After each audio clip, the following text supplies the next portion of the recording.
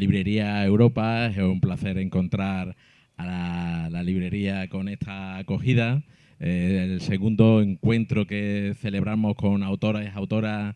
Bueno, el segundo no, ya llevamos unos cuantos. Yo es que ya llevo ya en 2 meses que vamos a un ritmo frenético.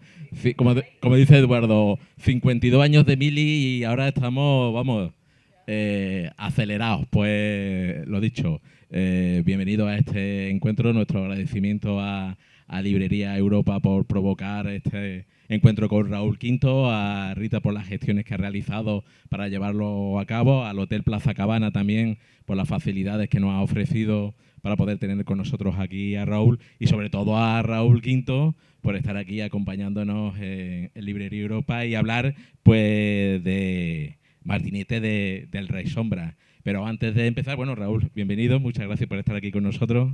Buenas tardes y muchísimas gracias por invitarme, ¿no? Y por el esfuerzo que habéis hecho, ¿no? Para que yo esté aquí, que me consta que no es fácil organizar este tipo de cosas cuando además hay que contar con hoteles y tal. Así que muchísimas gracias y muchísimas gracias a todo el mundo que ha querido compartir esta tarde aquí conmigo, ¿no? Yo siempre digo que estos son pequeños milagros que hay que agradecer y hay que ser agradecido, porque se puede estar en cualquier otro sitio haciendo cualquier otra cosa y habéis decidido estar aquí conmigo. Hablando de mis libros y escuchándome. Entonces, para mí eso ya es un regalo, ¿no? Yo ya empiezo ganando esta tarde. Pues Raúl, bueno, surgió ya conocíamos su libro. El año pasado estuvimos en la Feria del Libro de Málaga y tuvisteis ahí un encuentro con Vicente Luis Mora, estuvisteis conversando sobre el libro y, bueno, aquella conversación que tuvisteis fue tan enriquecedora que Rita y yo comentábamos, pues a Raúl lo tenemos que tener en Nerja sí o sí. Además, también teniendo en cuenta que en estos próximos días se va a celebrar en Nerja el Día del Pueblo Gitano y el Martinete de Rey Sombra es muy importante, y también, pues bueno, la conexión con nuestra historia propia, ¿no? Porque comentaba, y además que en la conversación aquella que mantuviste con Vicente Luis, pues estaba muy cerca de un lugar que es muy protagonista también en el Martinete del Rey Sombra. Que es la Alcazaba de Málaga. Que es la Alcazaba de Málaga. Sí, bueno, no sé si sabéis más o menos el acontecimiento histórico, ¿no? del que parte el libro, ¿no? El que yo intento recrear y el que también fue el motor un poco de la escritura de este libro, que es lo que se conoce como la Gran Redada, ¿no?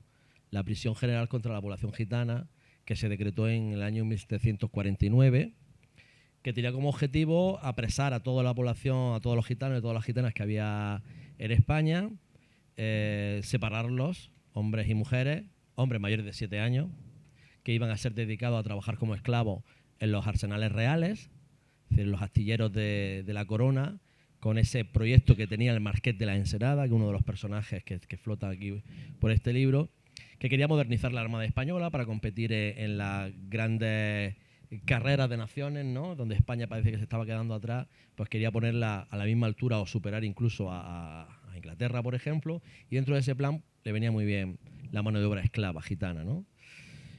Y las mujeres y los niños pequeños esa misma noche también los separaron. Ya digo, la idea era utilizarlos como esclavos y extinguirlos, ¿no? Y acabar con la raza, acabar con la existencia de los gitanos en España. Esa era la idea. Y ellas, pues no se sabía muy bien qué hacer con ellas, es decir, no había un plan fijado. Entonces estuvieron dando tumbos, nunca mejor dicho, por lugares insalubres, por fortalezas abandonadas, durante 2-3 años, sin nada que hacer y abandonada a su suerte y a la inmundicia, al hambre, a la enfermedad. Y uno de esos lugares, quizás el más destacado dentro de Andalucía, o por lo menos de esta zona de Andalucía, fue la Alcazaba de Málaga, donde estuvieron cerca de 1 año y pico bastantes mujeres.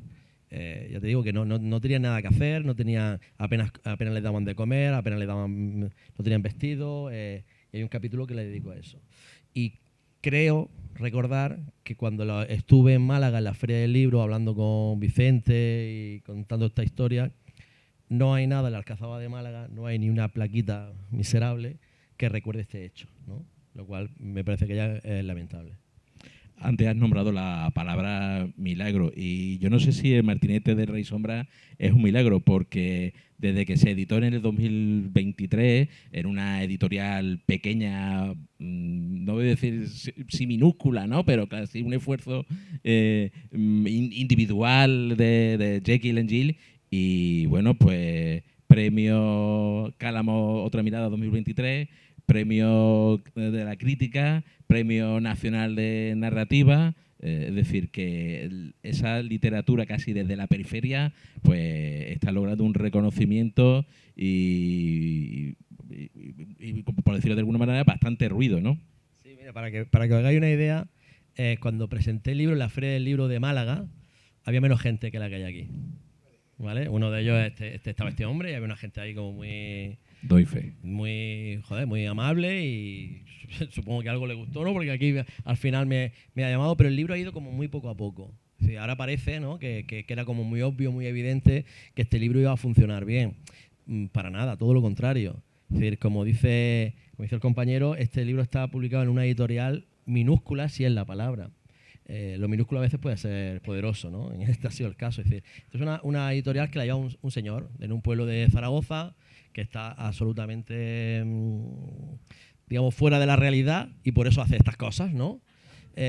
Y publica libros que no son evidentes, que no son obvios. Este no es un libro que uno se espera leer. Quiero decir, yo escribo muy raro. Yo no escribo una novela y uno reconoce una novela. A mí de hecho se ha criticado este libro, por ejemplo, porque le falta trama, ¿no? Le falta una historia, aquí no, tal, no sé qué. Bueno, pues es que yo escribo de una manera mucho más extraña, ¿no? Y en una editorial pequeña. Y además yo, si tengo un cierto reconocimiento, tenía un cierto reconocimiento antes, que tampoco era mucho, era como poeta, no precisamente como narrador. Y además escribo desde Almería, que Almería está cerquita de Nerja, hemos tardado un poquito en venir, pero está lejos de todo el mundo. Y sobre todo muy lejos de la corte, ¿no? De donde se reparten las prebendas, donde uno va a las fiestas, donde conoce a tal, a cual. En fin, esto es imposible. Que lo que le ha ocurrido a este libro era imposible que le ocurriera, porque no ocurre normalmente. Y sin embargo ha ocurrido. Y ahora el libro va por la 5ª edición, que se sigue vendiendo muy bien, le han dado un montón de premios, me llaman de todos sitios, ahora todo el mundo parece, pero el libro salió en 2023 y fue muy poco a poco, pero fue haciendo ruido. O sea, antes de que llegaran los premios ya había hecho suficiente ruido como para llamar la atención de esa gente que tenía que dar los premios, ¿no? Entonces yo sí considero que es un milagro, de alguna manera, del cual a mí me siento orgulloso porque lo protagonizo, pero también me parece que, claro, no sé si aquí hay gente que escriba o que conozca a escritores, el mundo no diré de la escritura, sino la industria del libro es muy jodida, ¿no? Es decir, es muy complicado que desde ese lugar del extrarradio en todos los sentidos, uno acabe llegando al centro de la conversación literaria a nivel nacional. Es, por decirlo, casi prácticamente imposible, ¿no? Por muchos motivos. Y entonces que un libro, un artefacto, que estaba ya hablando, en redes hablaba mucho de artefactos literarios, ¿no? Como este, un autor como yo, una historia como esta, acabe llegando a esos sitios, primero, bien por mí, ¿vale? Pero también demuestra que el sistema no es hermético. Que esa sensación que yo tenía que he tenido toda la vida es que ahí arriba, para llegar a ese centro, tú tienes que estar en los saraos, tienes que publicar en un gran grupo, tienes que tener detrás una estructura fuerte que pues no es necesario. Y la prueba está aquí, ¿no? Que no suele pasar, evidentemente, no había pasado antes, pero ya pueden volver, ¿no? Ya digamos que esto también, y me consta que mucha gente lo ha recibido también como algo propio, ¿no? Como diciendo, bueno, parece que la literatura por sí misma también puede romper esas puertas, ¿no? Que parece que estaban prohibidas. Y también estábamos hablando de artefactos porque, de cierto modo, tampoco sabemos muy bien. Cuando te han preguntado a ti cómo definir a Martinete de Rey Sombra, tampoco se ha sabido muy bien, tampoco lo has definido de una manera concreta. Porque también en tu obra anterior, que también tenemos aquí la canción de No F4, Idioteca, y a lo mejor sí incluso la más ortodoxa puede ser la poesía, ¿no? Que donde tus raíces, ¿no? Siempre has tenido como una hibridación, ¿no? No colocar en ni la ficción ni en el ensayo puro y duro, sino que también, y yo creo que al final todo este trabajo previo como que se amalgama y llega a su culmen aquí en Martinete. Bueno, puede ser, no sé si será su culmen, pero que seguramente es que ha funcionado de repente, está empezado a resonar de una manera que los otros libros pues no, por lo que sea, pues no llegaban, ¿no? Pero digamos las intenciones eran las mismas y el punto de partida el mismo también. Cuando a mí me hablan de los géneros literarios, yo Yo entiendo que en una librería, pues los libreros tienen que saber dónde colocar los libros. Los lectores, cuando van a comprar un libro o van a una biblioteca, los bibliotecarios, pues también lo entiendo, ¿no? Tiene que haber una estantería ordenada, tiene que existir un orden y unas categorías en el mundo, me parece muy bien. Los académicos, los críticos, pues también suelen decir, bueno, pues los premios de narrativa, premio de poesía, premio de ensayo, vale, de acuerdo. Pero eso no tiene nada que ver conmigo. Quiero decir, yo me dedico a escribir.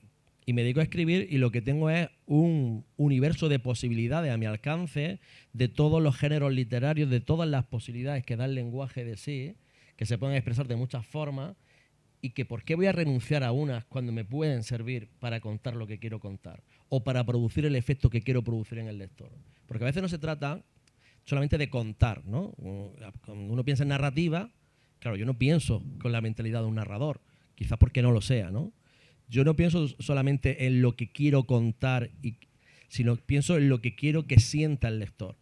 De alguna manera, yo vengo de la poesía y la poesía tiene que ver, entre otras cosas, con la generación de sentimientos, de emociones, de pensamientos indescifrables incluso para el propio lector, pero que lo está teniendo y que le están suponiendo un efecto casi diría físico, ¿no? A la hora de leer un poema hay una transformación a través del lenguaje y uno está viviendo una experiencia y le está situando en un lugar donde no estaba antes de leer el texto. Eso trasladarlo, bueno, a la narrativa o al ensayo o mezclándolo todo, ¿no? Porque si uno lee Martínez del Rey Sombra o lee la canción de Nof 4 que tienes ahí, que ahora, bueno, que si queréis luego más adelante os puedo comentar un poco de qué va el libro y tal, hay momentos en los que el texto pide contar la historia, pero hay momentos en que el mismo texto pide una fuga hacia un lugar emocional, ¿vale? O hacia el misterio, ¿no? La capacidad de generar misterio que tiene la literatura y que yo creo que es una de las cosas que nos subyuga, ¿no? Como lectores. Y hay momentos en los que apetece reflexionar sobre algo, entonces el tono ensayístico, pero no haciendo capítulos separados, cada uno, venga, ahora voy a hacer un ensayo, no, mezclándolo todo. Incluso la misma frase que pueda salirme por la tangente. ¿Qué me lo impide? Hombre, digamos esa irreverencia, ese un poco salirme de la norma, es verdad que ha hecho que mis libros hasta ahora fueran seguidos, que si yo tenía lectores, yo siempre decía lo mismo, que yo tenía, a mí me leían 4 gatos, esta frase la he repetido muchas veces, pero eran mis 4 gatos. Era gente que estaba muy entregada a lo que hacía yo, me compraba mucho el rollo, ¿no? Y sabían que yo hacía estas cosas extravagantes, ¿no? Bueno, no llegaba al gran público, pero llegaba a donde yo quería llegar y tenía, digamos, una cantera de lectores. Pero claro, ahora resulta que con esto, haciendo lo mismo, operando con la misma poca vergüenza, digamos, pues ahora sí tengo un montón de lectores y ahora los 4 gatos se han multiplicado por no sé cuántos, ¿no? Entonces, claro, la pregunta sería, bueno, entonces ¿ahora qué? Ahora lo próximo que haga, no tengo ningún aliciente, ningún incentivo para hacer algo más amable o hacer algo menos extraño.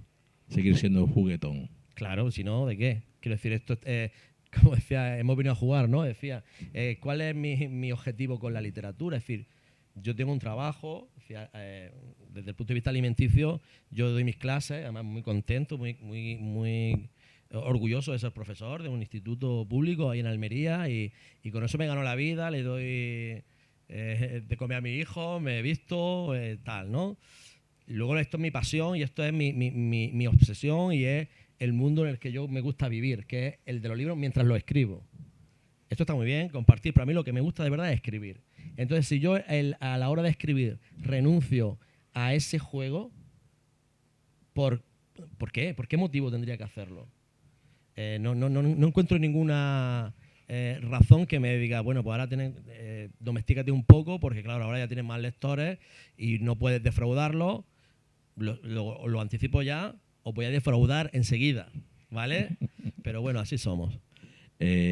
También en Martinete, porque un tema es el de la gran redada. ¿Cómo llega a la gran redada? Porque es un tema que pese a su dureza, yo creo que después también lo podremos hablar, que todavía hay ecos en la comunidad gitana evidentes en lo que supone la gran redada. ¿Cómo llegas tú a la gran redada? Y también cómo lo hilas con las distintas líneas argumentales que son los Borbones, que acaban de llegar al trono en España, y el Marqués de la Ensenada, que es un personaje maravilloso. Bueno, acabo de decir hace un rato que yo me dedico profesionalmente a la enseñanza. Soy profesor de historia, de bachillerato. En la historia de bachillerato, segundo de bachillerato, la historia de España contemporánea es obligatoria. El siglo XVIII, por tanto, es obligatorio. La época de Fernando VI y la política del Marqués de la Ensenada hay que enseñarla, además porque entra en selectividad, no es de estas cosas que no puedes... yo llevo muchísimos años explicando eso. Bueno, pues nunca había encontrado ni una sola referencia, ningún libro de texto, ningún decreto curricular de los que nos pasa la administración para que nosotros nos organicemos los contenidos que tenemos que dar, etcétera, etcétera. Nada, ni una, cero, nada. No había nada referido a la Gran Redada. Yo había escuchado cosas lejos, ¿no? Como siendo profesor de historia, ¿vale? Como sí, había una persecución, me sonaba lo de la Gran Redada, pero no era consciente realmente de la gravedad y de la entidad, ¿no?, de este acontecimiento.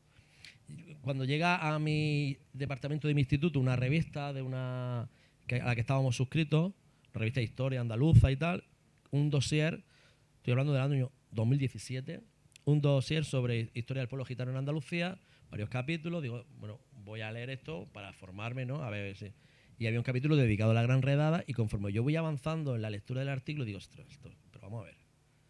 Y el artículo, es decir, no es que el artículo estuviera descubriendo algo que no se supiera, sino que estaba hablando, digo, y ¿cómo es posible que esto no lo expliquemos en clase? ¿Cómo es posible que esto no sea conocido? ¿Cómo es posible que ninguno de mis compañeros de departamento licenciados en historia sepa nada de esto? ¿Sabes? Para mí fue una conmoción enorme, ¿no? Claro, cuando yo tengo ese tipo de problemas con el mundo y que a mí hay algo que no entiendo, yo lo resuelvo mediante la literatura, porque soy escritor también. Y entonces digo, primero tengo que investigar para ver exactamente qué fue lo que ocurrió aquí, y tengo que escribir sobre esto.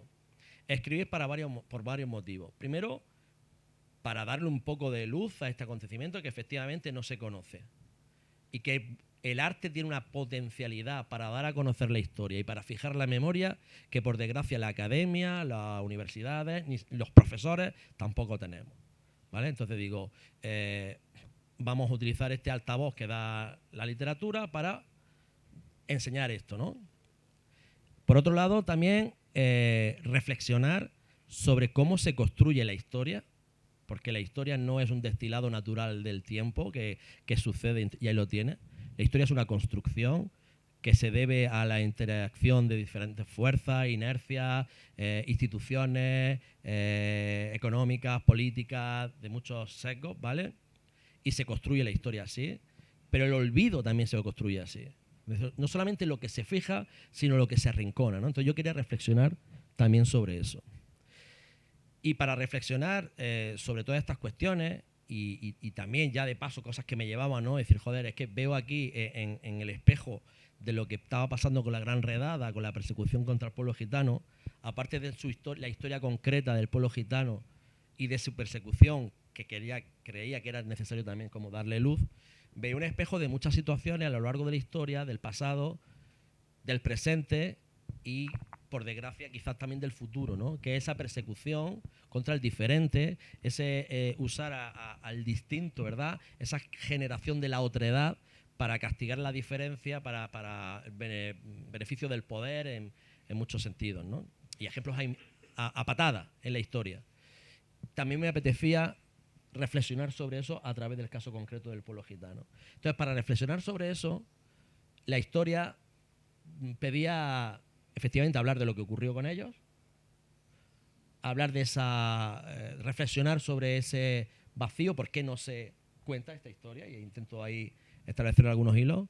Pero claro, ahí había otra cuestión, y es que esto de la Gran Redada, que es un genocidio, es un intento de genocidio, es decir, si cogemos los parámetros que la ONU tiene en la actualidad para designar cómo podemos llamar a un genocidio, qué características tiene que tener. Esto me lo dijo un profesor de Derecho Internacional en la Universidad de Valencia. Me dijo, mira, serán 5 o 6. Pues de las 5 o 6, con una nada más ya te consideran genocidio. La Gran Redada le faltaba solamente una. Las tenía todas completas. ¿Vale? Es un intento de genocidio. ¿Vale? Como tantos que ha habido y como otros tantos que están sucediendo en la actualidad. ¿Vale? Que no hay que perder el foco de que esto no son cosas del pasado. Y claro, estos genocidios se deben a decisiones políticas, institucionales, protagonizadas por instituciones y por personas concretas. No son desastres naturales. No es un tsunami que viene y arrasa y se lleva por delante no sé cuántas aldeas. Son decisiones que alguien ha tomado en un contexto, por unas razones. Y ahí está lo que a mí me lleva también a profundizar en la vida de los perpetradores de este genocidio. Buceo también, ahí quizás queda un poco obliterado en el libro porque realmente no encontré mucho material literario que poder utilizar. Tampoco quería inventarme demasiadas cosas. Que una de mis obsesiones también en este libro es inventarme lo menos posible. Si queréis luego hablamos de los motivos. Una de las personas fundamentales de esto, que fue Gaspar Vázquez Tablada, aparece en el libro varias veces y tal, pero no profundicé en él, aunque me lo planteé, porque tampoco tenía tanta información sobre su vida. La Iglesia, representante de la... Ese era el obispo de Oviedo y el presidente del Consejo de Castilla. Y este fue el que le pidió, que a ese sí le digo un capítulo, al Papa Benedicto XIV, el que eximiera, que aprobara una bula que eximiera a los gitanos españoles del refugio de sagrado. Sí, por eso la noche de la redada, cuando muchos de ellos fueron a esconderse en los conventos y tal, los echaron a patadas, entraron los guardias, se los llevaron igual, ¿no? Porque el Papa había firmado ese documento. Entonces, Vázquez Tablada es junto al Marqués de la Ensenada los dos grandes ideólogos de esta historia de la Gran Redada. Pero no había una biografía que yo, porque al final tenía que escribir un libro. Sin embargo, el Marqués de la Ensenada sí la tenía. El Marqués de la Ensenada ha dicho que era un personaje maravilloso, cuando la maravilla también es monstruosa, ¿no? Quiero decir. Me refiero también a la construcción del personaje, ¿no? Porque no voy a decir arribista, pero que alguien que es un cuerpo extraño también dentro de la corte, ¿no? Es que es un personaje, sí, es fascinante, quiero decir, el tipo dentro de la historia de España, si uno se pone a investigar un poco y a comparar y tal, dice, joder, el Marqués de la Ensenada, que era un tipo que venía de la nada, de hecho él, que también lo digo en el libro, él hablaba de sí mismo con una falsa humildad un poquito acartonada, ¿no? Pero decía que él era un en sí nada, ¿no? Yo es que soy un en sí nada, ¿no? Como haciendo un juego de palabras con su marquesado y tal. Pero él no era para nada era un en sí nada. Él era el personaje más poderoso de España y uno de los más poderosos de Europa. Cuando en un mundo como era el del antiguo régimen, donde para llegar a ciertos altos estamentos del Estado llegaba normalmente por la sangre, estamos hablando de una sociedad estamental, ¿verdad? Todavía hay ese pozo de que los grandes nobles, hijos de grandes nobles, son los que copan las altas estancias del Estado. Este señor ni siquiera era noble, porque él era hidalgo, pero fue haciendo trampas. Cuando nació, sus padres lo bautizaron 2 veces, porque la primera vez no les valía y porque la segunda quisieron llevarlo a un pueblo de Vizcaya, porque bautizándolo ahí, como tenía no sé cuántos abuelos de vizcaínos, tal y cual, ya se le considera hidalguía.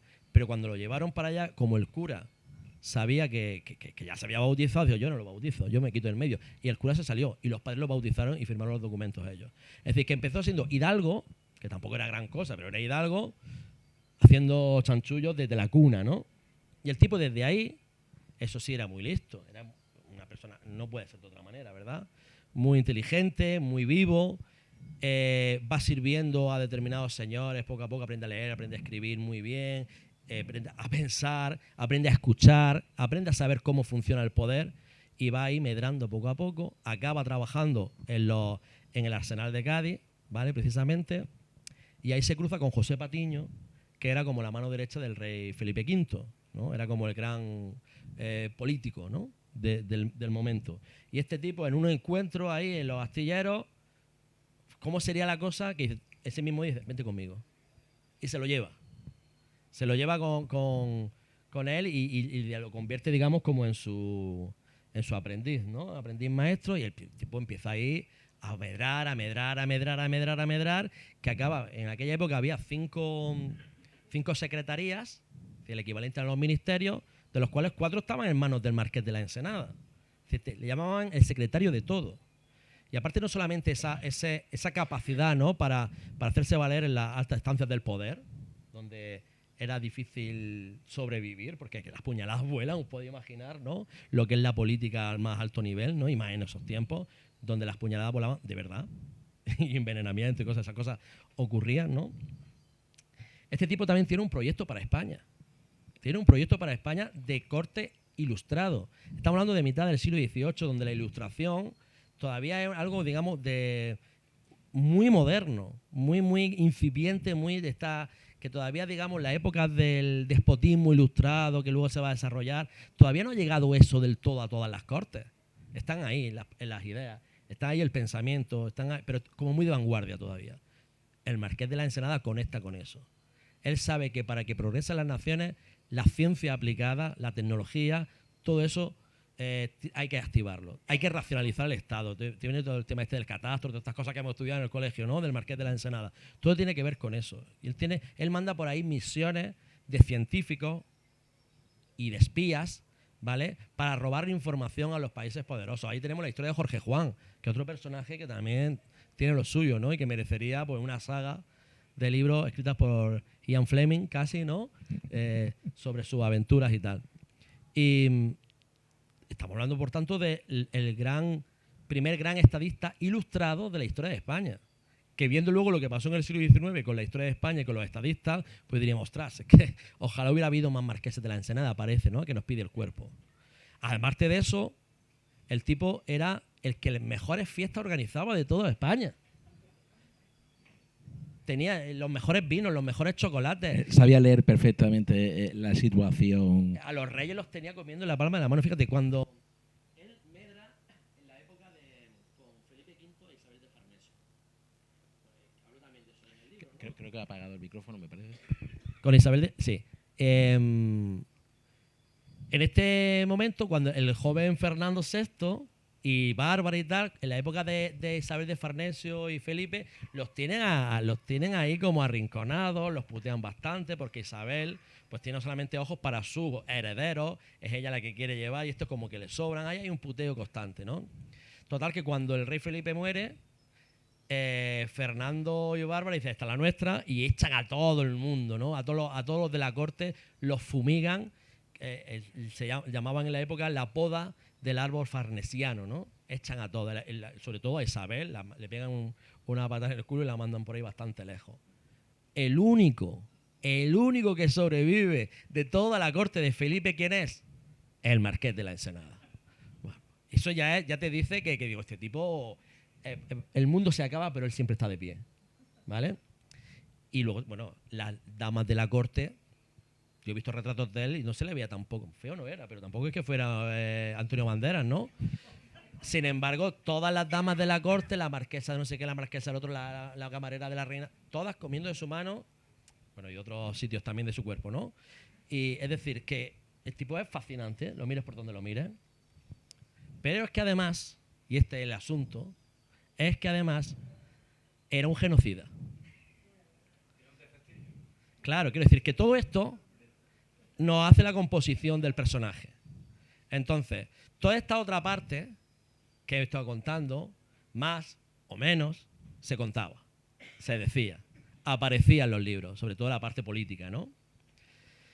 Y su armada y su proyecto y tal. Lo otro, no. Y lo otro define el personaje también. Y define su tiempo también. Y define el reino, y define muchas cosas. Y define el siglo. Y claro, a mí me apetecía asaltar, digamos, esos personajes, el Marqués de la Ensenada, el propio rey Fernando, ¿verdad?, desde esa complejidad que tenía, evitando a toda costa también lo que sería el maniqueísmo, lo que sería decir, bueno, estos son los villanos, estos son los malvados que han provocado este desastre en esta pobre gente, ¿verdad?, qué malos que son. La caricatura. La caricatura, que es lo fácil, ¿no? Y que quizás es lo que la gente también espera, porque coño, los malos tienen que ser malos. Tú no te puedes sentir atraído, fascinado, ¿no? Pues, hostia, mira el Marqués, que es Dios de puta madre. Un asesino de masas, ¿vale? Pero sin embargo, qué fiestas más chulas montaba, ¿no? Quiero decir, que todo eso, toda esa complejidad, que al fin y al cabo es la complejidad del ser humano, que también es otra cosa que me interesaba aquí, ¿no? Porque todas estas cuestiones históricas son los seres humanos quienes las hacen y quienes las padecen. Y el ser humano, y por tanto la historia, es compleja. Es decir, quedarse en las caricaturas, quedarse en los tonos blancos y negros, es no entender nada. Y yo quería también que esto sirviera de alguna manera para acercarse, si acaso, algo al entendimiento. Otra línea de narración es la de la propia corte y la de los reyes, porque en cierto modo, no sé si los miras con una piedad o compasión, porque, es decir, no vamos a decir que ser rey es duro, ¿no? Como de aquella película, ¿no? Ser rey es duro, pero los miras con una piedad y con una mirada, no sé si de comprensión, de entendimiento, porque la vida que ella, es decir, al final la muerte era, aunque estuviera rodeado de lujo, era realmente terrible en muchos de sus casos, ¿no? Y como también la ausencia de amor, de cercanía, de calor humano, también los marca a la corte, ¿no? Me interesaba a la hora de construir el libro, hablemos también un poco de literatura, ¿no? Porque la historia, el libro, tiene que ver con eso, ¿no? Es decir, para mí era importante que esas dos líneas no fueran dos líneas que fueran paralelas, sino que hubiera puntos de intersección. O puntos de, digamos, musicalmente hablando, que hubiera contrapuntos, que hubiera rimas, que hubiera ecos de una línea en la otra, ¿no? Del mundo de los gitanos en el de, quizás no, a veces no de manera obvia, pero que reverberara una música común en los dos sitios. Y la vida de la corte y la vida de Fernando VI tiene mucho que ver. Hay muchos episodios que se repiten en la vida de los gitanos y que después se replican de alguna manera en la vida del rey. Son hechos reales, ¿no? El propio final del rey en algunos momentos nos puede llegar a recordar ciertas cosas que hemos leído en episodios anteriores, ¿no? de los gitanos y de las gitanas. Y para mí eso era importante, o hablar de que, al ver en un capítulo el de La Graña, ¿no? Donde llevan a los gitanos de Cádiz, con más gente, los llevan unos barcos al Ferrol, porque ahí hacía falta mano de obra, y empiezan a suceder desgracias, y hay unos naufragios, y mueren un montón de gente, ¿verdad?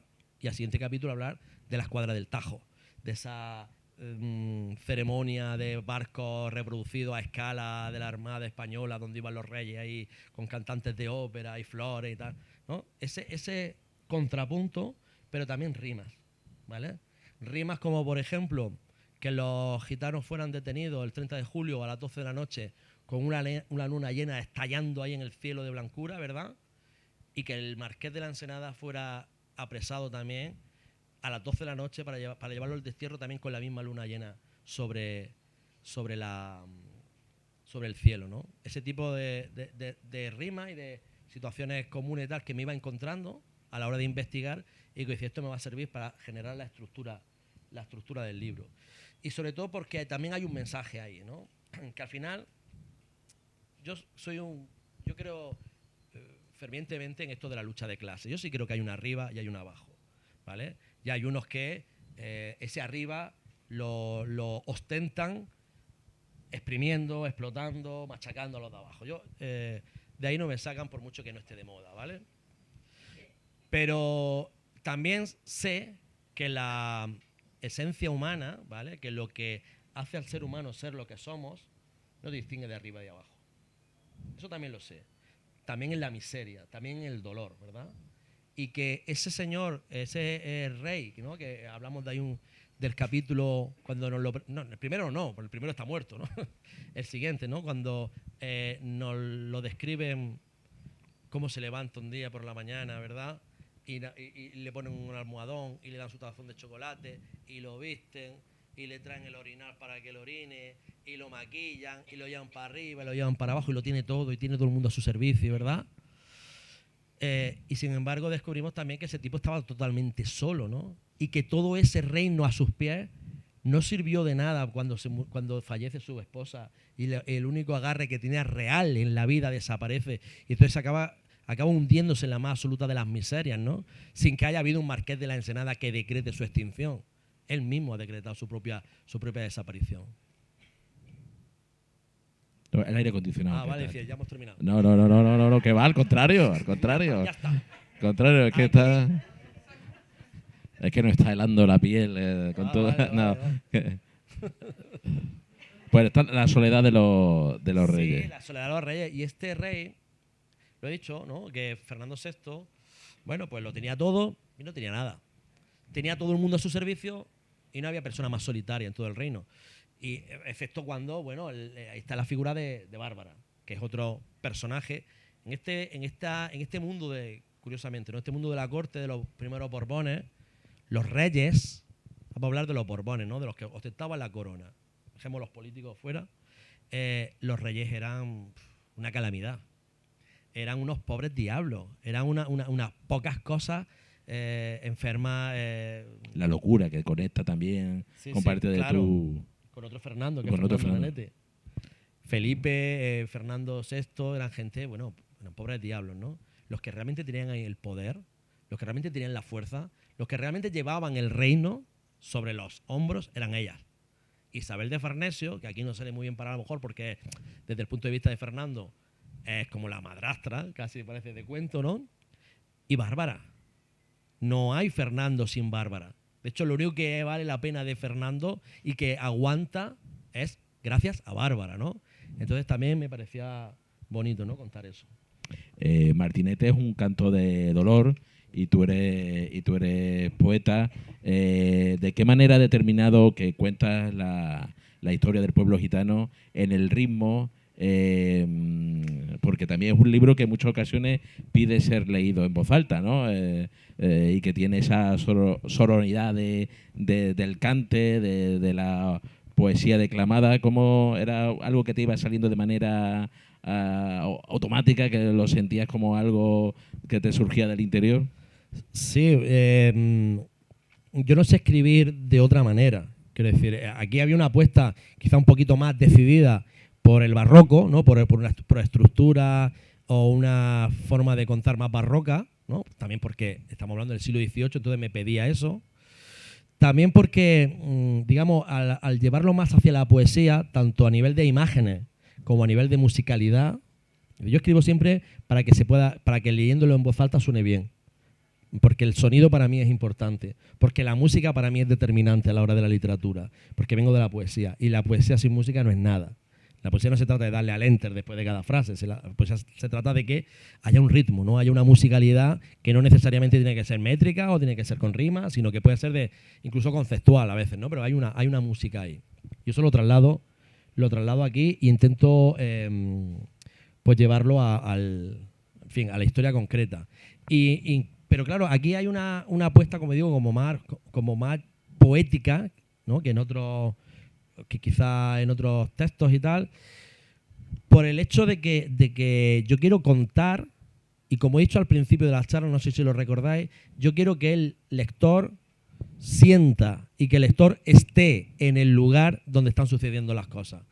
Entonces, ¿qué estoy contando yo? Estoy contando la vida en la corte en el siglo XVIII, con un desparrame para los sentidos, de música, de olores, de sabores, de fiestas. ¿Quién ha vivido algo así? Yo estoy contando la historia de los gitanos abandonados en la Alcazaba de Málaga, mientras que la podredumbre se las come y el dolor los niños se le mueren mientras le están dando el pecho por la noche, cosas así terribles. ¿Quién ha vivido algo así? Yo no. Si yo utilizo un lenguaje realista, en mi opinión, estoy enajenando al lector de la experiencia. Estoy contándole los hechos, le estoy informando, pero lo estoy enajenando de la experiencia. Y yo lo que pretendo, y para eso escribo poesía, y lo intento aplicar también cuando escribo otro en prosa y tal, es que el lector experimente algo parecido a lo que sucedió. No solamente que sepa lo que ocurrió, sino que haya alguna conexión más allá del entendimiento. Me estoy poniendo, parece un poco místico, pero es que cómo funciona, cómo opera la poesía, ¿no? La poesía opera mucho más allá del entendimiento lógico, pero es absolutamente precisa.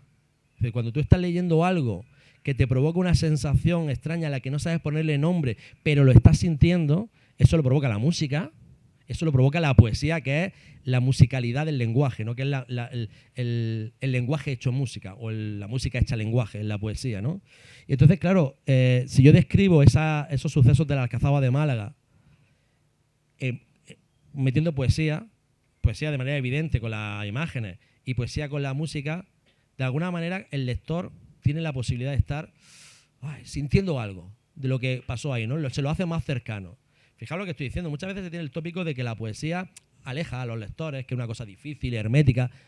Todo lo contrario. Si uno se deja llevar, y aquí, claro, como una narración, pues te va dejando, pero en verdad si te ves esos mismos en verso, a lo mejor algunos lectores dicen, no, qué espanto, poesía, no entiendo nada. Es que no hace falta entenderlo. Tú estás sintiendo, te estás transportando ahí y te está llevando de la mano esa música para que tú sientas cosas, ¿no? Pues de eso se trata. Canto de dolor. Es decir, Martinete es un texto percusivo, inmersivo, es decir, pero eso al mismo tiempo estás contando algo histórico y estás comentando el tema de la propia investigación y cómo combinar los datos con ese sentimiento. Porque en cierto modo también no querías como que fuera un ensayo histórico, ¿no? Que en cierto modo también muchas veces el lector quiere encontrar esas fronteras bien marcadas. ¿Cómo los lectores, cómo han recibido Martinete en ese sentido? Hombre, ya digo que bueno, hay gente que directamente pues, se espera otra. Ahora, sobre todo, cuando el libro está sonando más, hay gente que se acerca al libro esperando algo y se encuentra otra cosa y se decepciona. Que dice, yo esperaba que hablara más de los gitanos, o yo esperaba que contara una historia aquí que no sé qué. Bueno, pues lo que tú esperarás, yo qué sé, ¿qué quieres que haga yo con lo que tú esperes, amigo? pero en general, la gente lo ha recibido muy bien. Es decir, a mí lo que me han contado, no sé si aquí hay alguien que se lo haya leído, que el libro se lee con mucho ritmo, ¿no? Con mucha facilidad. Eso es buscado también por la propia... Eso, el truco está en la música. El truco para que un libro, que en principio puede ser muy arduo porque pone muchos datos, habla de historia, mete mucha poesía, que también es como un lenguaje como muy extraño, para que eso vaya fluyendo y la lectura vaya, ¿no? Uno vaya así, tiene que ver con la música, porque la música te va llevando. Entonces hay un trabajo ahí consciente, con el trabajo del fraseo, la dimensión de la frase, lo que pongo aquí, lo que pongo allá, los sonidos, cuando pongo un corte que a lo mejor todo eso es musicalidad, y uno cuando escucha música tiende a bailar. Y entonces mis libros también se leen bailando con los ojos. En ese sentido también puede coincidir mucho con, a lo mejor es una tontería lo que puede decir, ¿no? Pero conecta con el propio alma gitana, ¿no? Porque en cierto modo también no sé cómo ha recibido la comunidad gitana, ha recibido el premio de Fundación del Secretariado Gitano, y además que ahora se celebra los 600 años de la primera constancia documental de la comunidad gitana en España, ¿no? ¿Cómo lo ha recibido la comunidad gitana tu libro? Porque también es cierto que también comentas que es una comunidad ágrafa, es decir, que era una comunidad ágrafa en la que la documentación era hasta ahora complicada de seguir su historia, ¿no? Sí, digo que no es ágrafa ahora, digamos, los gitanos están alfabetizados en su inmensa mayoría, pues como el resto de la población española, ¿no? Pero eso no ha sido así anteriormente. Y lo que tiene es que ellos tenían su propio idioma, ¿verdad? Que se ha ido perdiendo aquí en España, precisamente por la persecución de las instituciones. Pero hay que destacar que España creo que es el tercer país europeo con mayor población gitana, ¿no? Claro, bueno, pero aquí digamos que esa persecución y ese intentar borrarle la identidad, porque la gran redada va de eso, y en el libro hablo también de otras leyes anteriores y una persecución durante siglos, ¿vale? Aquí ha hecho mella. Y aquí se han perdido esos signos de identidad gitanos que se perseguían, se han conseguido borrar.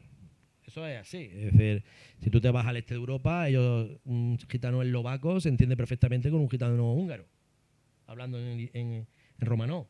Aquí no. Aquí se habla de Calais y tal, pero eso son 4 palabras, ¿sabes? Los gitanos, ¿vale? Esa persecución ha hecho daño y han conseguido su objetivo. ¿Cómo ha sido recibido este libro en la comunidad gitana? Bueno, al principio yo estaba muy temeroso de a ver cómo lo podían recibir, no por lo que contaba, ¿no?, sino por cómo lo contaba y quién lo contaba.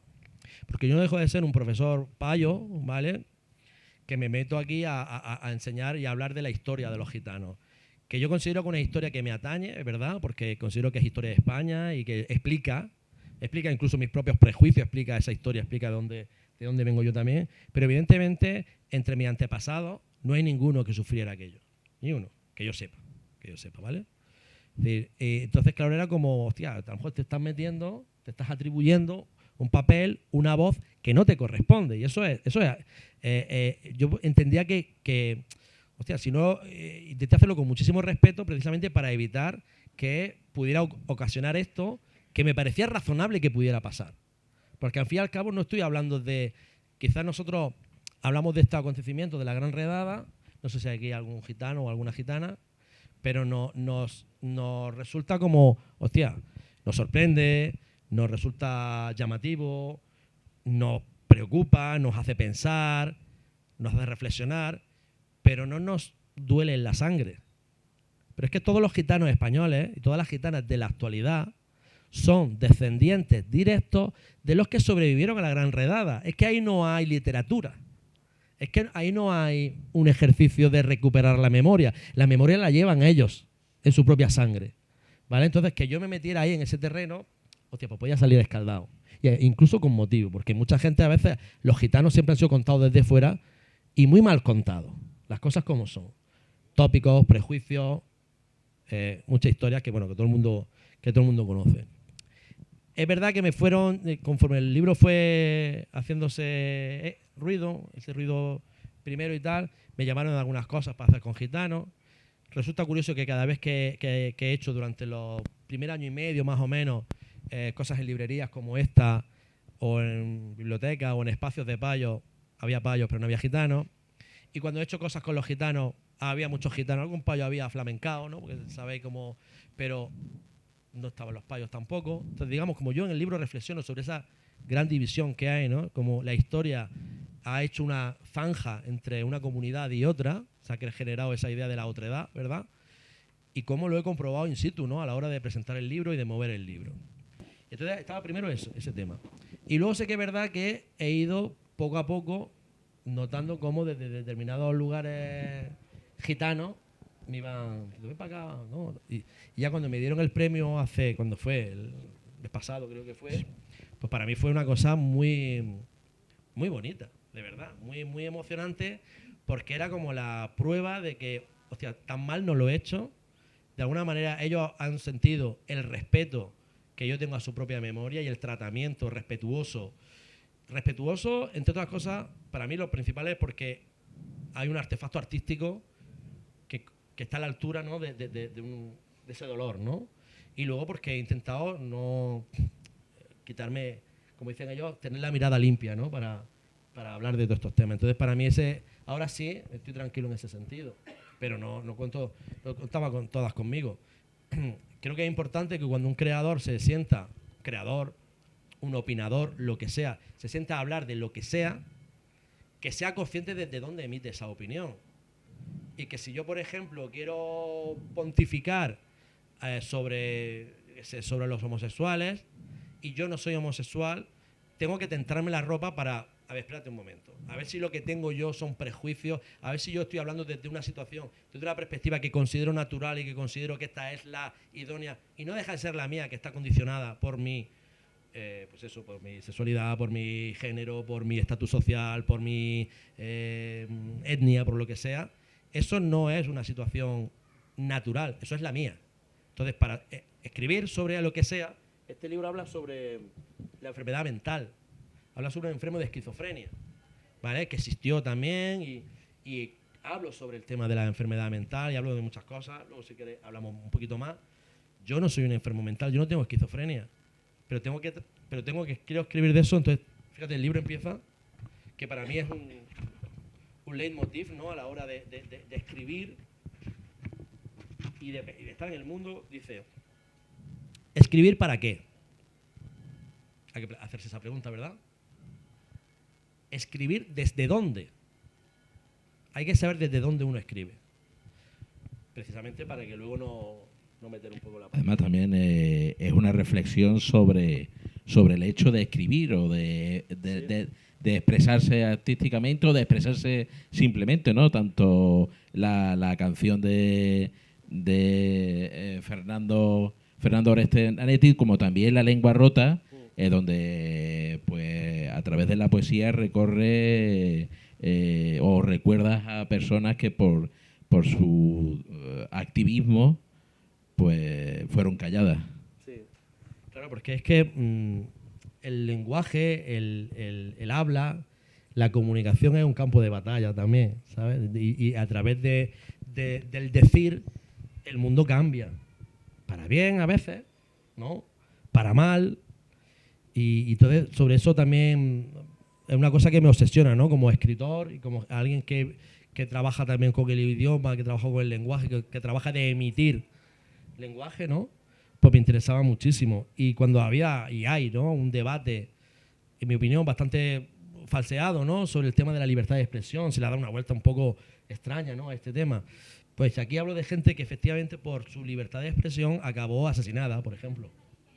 Por decir algo que contra el poder, pero de verdad, no con estas películas que se monta ahora la gente. Es que está cancelado y tal y cual. Y luego a las 2 semanas ha firmado un contrato millonario con no sé quién, el cancelado, ¿no? Es que han cancelado a Plácido Domingo, no sé qué. Y Plácido Domingo sigue dando conciertos de puta madre y tal y cual. No, yo estoy hablando aquí de seres, de personas históricas que fueron asesinadas por decir justamente aquello que el poder no quería que fuera dicho. Y eso sí que sucede y sigue. Y sucedió y sigue sucediendo. Entonces hay una reflexión sobre eso. Parte de un mito, ¿vale? De un filósofo que se llamaba Zenón de Elea, donde cuentan, ¿no? Entonces, se ha dicho también de otros personajes, ¿no? Pero decían que estaban ahí en la ciudad de Elea y el tirano de la ciudad usurpó el poder y encarceló a muchos de los amigos de Zenón y a muchos de los... En fin, empezó a aplicar una dictadura ahí bastante siniestra en la ciudad. Y le pidió a Zenón, que era el gran sabio de la ciudad, que era un poco el que el pueblo escuchaba muchas veces cuando quería escuchar palabras sabias, le pidió que le ayudara, que dijera algo, alguna verdad, para ayudarle, ¿no? en su camino. Y entonces Zenón dijo, ¿tú quieres que te diga la verdad? Me acerca a ti que te lo voy a decir. Y cuando se acercó el tirano, Zenón se mordió la lengua con tal fuerza que se la arrancó y se la escupió en la cara al tirano. Esa es la lengua rota de la que hablo en el libro, ¿no? Y eso es lo que muchas veces hay que decirle al poder, ¿no? Esa lengua rota, y sobre eso va el libro con poemas, ¿no? Es un libro de poemas. Y Martinete, no sé si vosotros lectores habéis encontrado ecos de la actualidad, porque hay la construcción de la identidad de un país. Nosotros seguimos construyendo nuestra identidad de país, y también el tema de los bulos, de la persecución del otro, de la otredad, de las leyes que van minando y van buscando chivos expiatorios. Es decir, de esa desconexión en muchas ocasiones entre los espacios de poder y la ciudadanía, porque aquí en ningún momento hay una conexión, ni siquiera con Ensenada, con el Marqués, ¿no? Sobre el genocidio que está llevando a cabo. Es decir, no toma contacto ninguno en torno a eso. Es decir, hay no sé si hay ecos o si fue algo pretendido, o si es simplemente que la historia rima, claro, siglo tras siglo. Lo decía al principio de las cosas que me interesaban a la hora de contar esta historia. Me interesaba contar la historia concreta. Me interesaba contar la historia concreta porque al pueblo gitano le han pasado cosas concretas, esta quizás de las más espectaculares, y había que contarlo, ¿no? El pueblo gitano además ha sido perseguido históricamente y sigue siendo perseguido y sigue siendo marginado y sigue viviendo, tiene una esperanza de vida menor en España que los payos y tiene un índice de escolaridad mucho menor que los payos y de salud van peor que, ¿sabes? Ese tipo de cosas, eso ocurre. Ah, pero es que ellos son así. No, ellos no son así. Tiene que ver con la historia. Y para conocerlo, para entenderlo, usted tiene que conocer la historia. Si no le han contado la historia, claro, pues vamos a remediarlo, ¿no? Vamos a aprender historia precisamente para entender el mundo que vivimos. no para compadecernos de nadie, sino para entender que si esa población está ahí y tienen cierta tendencia a desobedecer las leyes, es porque las leyes del payo han buscado exterminarlo durante toda su vida. Entonces esa desobediencia es una forma de supervivencia. Entonces eso hay que entenderlo. Luego ya, claro, si tienes un problema con un gitano, pues tienes un problema con un gitano. Pero el prejuicio hay que quitarlo y abonarlo de conocimiento. Y la historia sirve para eso, ¿no? Para entender las cosas. Y para entendernos. Y para entender también nuestra educación que hemos tenido, yo por lo menos, que ha sido antigitana, donde a mí me han metido muchas ideas raras en la cabeza sobre los gitanos, y sin mala intención, supongo, porque me lo hizo, pero que no dejan de ser unos prejuicios arrastrados también, que se explica aquí en este libro un poco de dónde venimos. Entonces me interesaba esa historia concreta. Y me interesaba también, y de hecho hago alusión a algunos otros momentos de la historia, ¿no?, para esa rima, esa persecución del otro y esa utilización del poder de esa otredad para el beneficio del poder, para enfrentar al pueblo, para castigar esa diferencia, etcétera, ¿no? Por ejemplo, Granada es un espacio común en esa persecución, ¿no? Moriscos, claro, gitanos. De hecho, hablo aquí en uno de los capítulos, el capítulo que se llama Granada, precisamente. Me voy a principios del siglo XVI, justamente cuando empieza la persecución de los moriscos, al inicio de esa persecución. ¿Cómo acaba esa persecución? Acaba con la expulsión de los moriscos un poco después, bueno, poco después, tiempo después, pero después de toda esa la ruptura de las capitulaciones de Santa Fe, donde se les prometió unas cosas que luego se incumplen, etcétera, etcétera, y donde se habla, yo qué sé, uno piensa en quemas de libros y piensa en los nazis. Bueno, pues ahí en la plaza de Viparrambla en Granada cuento cómo se quemaron miles de coranes y de libros de poesía de nazarí y de siglos anteriores de andalusí, que se perdió para siempre por esa lucha contra el diferente, ¿no? Y por buscar el control al final, que se trata de eso. Pues ahí está eso. También hay ecos, evidentemente, del holocausto nazi, donde, por cierto, los gitanos también fueron masacrados, y donde esa memoria, ese reconocimiento de Auschwitz y todas estas cosas que hace poco... Sí, evidentemente los judíos, y por supuesto que sí, pero también los gitanos, y se habla bastante menos de ellos. 1,5 millones indica. Se habla, bueno, las cifras ahí sí, ¿no? Bailan, pero la más generosa, digamos, lo ponen en 1,5 millones, perfectamente entre 1,5 millones podría ser. Y claro, y esto nos lleva al presente, nos lleva a genocidio tal cual. Si tú te vas a Gaza, no tiene otro nombre lo que está ocurriendo ahí, no tiene otro nombre. Tú puedes buscarle justificación, puedes decir, ellos tampoco son unos santos los de Hamas. Bueno, vale, lo que tú quieras. Pero ahí hay unos que están haciendo un genocidio y otros que lo están sufriendo. Eso es así. Quien no lo quiera ver es porque, no sé, estará en otro mundo. Y luego esa construcción del otro, esa otredad como chivo expiatorio, como demonización de un colectivo entero para desviar la atención, para desviar el odio, para acumular energía en esa contra mientras se están haciendo otras historias. Eso está sucediendo ahora mismo en España, en Europa, en Estados Unidos de manera muy flagrante, ¿vale? Porque ¿qué es esto de coger y hacer redadas para llevarse a trabajadores inmigrantes y llevárselos a cárceles de por ahí, a Guantánamo, a no sé dónde? Eso es lo que hizo el Marqués de la Ensenada. Eso es lo que hizo el Marqués de la Ensenada, ¿no? Eso se está trasladando peligrosamente también aquí a Europa. En Italia llevan 1 año y pico intentando llevarse la peña a Albania, ¿verdad? A campos de concentración también, a personas que, bueno, siempre, porque son muy malos, son los demonios, ¿verdad? Si yo dijera una palabra que está muy de moda en los últimos tiempos, que es mena, que es un... Pero digo mena, ¿no? Se ha quedado ya como mena. Se ha construido un fantasma terrorífico alrededor de esa palabra que a mí me asusta realmente. Porque no deja de ser eso, menores, extranjeros, no acompañados. Y de repente para una fuerza política, económica, muy poderosa y apoyadas por millones de personas, se han convertido en la destilación pura del mal. Unos menores, solos, que, bueno, pues habrá de todo, ¿verdad? Como en todos lados.